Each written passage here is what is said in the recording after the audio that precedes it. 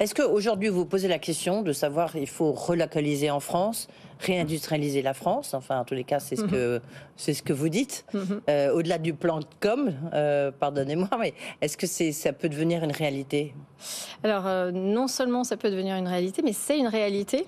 Donc, je vous ai apporté quelques produits. Nous avons, dès cette saison, commencé, donc en 2021, nous avions commencé par la broderie sur certains de nos pulls que nous avons réalisés à Cholet et initié un partenariat avec une entreprise française de tricot. Le cachemire n'est pas une tradition de fabrication française. En revanche, la maille l'était. Et j'estime qu'en tant que chef d'entreprise, voilà, je dois aussi impulser ce type d'initiative et que nous soyons les premiers à pouvoir tricoter aussi du cachemire en France. Donc cette saison, nous avons 5 produits. Et nous comptons plus que doubler l'année prochaine. C'est des petits produits. Quand on voit votre bonnet là, que vous avez qui est assorti à votre pull, qu'on voit votre énorme pull magnifique avec votre gros col cheminée, etc. On se dit, voilà, il y a le bonnet, il est grand comme ça. Et puis le reste est quand même fabriqué en Mongolie, quoi. Oui, tout à fait. Alors, quand est-ce que votre pull pourra être fabriqué en France? Alors, nous aurons des pulls dès l'année prochaine. Les savoir-faire ne sont pas les mêmes, les machines ne sont pas les mêmes. C'est un tricotage 3D et un savoir-faire très pointu que la France possède et dont la France ou dont certains tricoteurs en France possèdent les machines. Et donc, bien sûr, nous aurons des pulls qui permettent d'utiliser ce savoir-faire. Donc, dès l'année prochaine, vous verrez des pulls. Mais est-ce que vous pourriez faire basculer la production en totalité en France, enfin en grande part, majoritairement? Déjà, l'intention n'est pas là.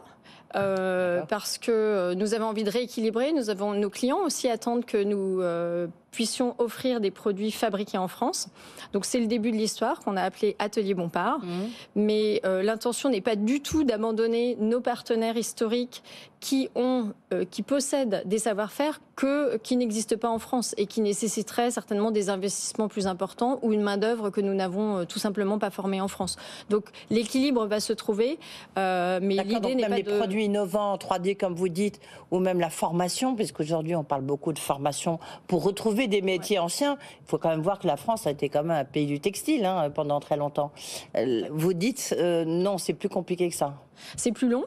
Ouais. En tout cas, nous sommes très heureux de pouvoir soutenir des entrepreneurs qui y croient, et nous aussi, de pouvoir former les mains qui peuvent le faire, et puis rester économiquement viable et équilibré, et utiliser ces savoir-faire-là en France. Mais par exemple, un pull qui est fabriqué en France, il coûte combien plus cher qu'un pull que vous avez fabriqué en Mongolie? Eh bien, tout compris, en fait, nous réussissons à retrouver le même équilibre économique entre un pull fabriqué en Mongolie qui nécessite une main-d'œuvre aussi manuelle sur certaines opérations et un transport, et un pull fabriqué en France où la main-d'œuvre et les mains coûtent plus cher, mais où vous économisez le transport, mais où vous avez d'autres. Donc c'est équivalent. Donc en fait, on pourrait réindustrialiser la France quand même.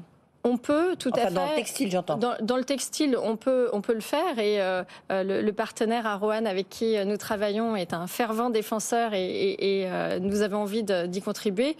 Mais encore une fois, tous les produits que nous fabriquons ne peuvent pas être fabriqués avec ce savoir-faire.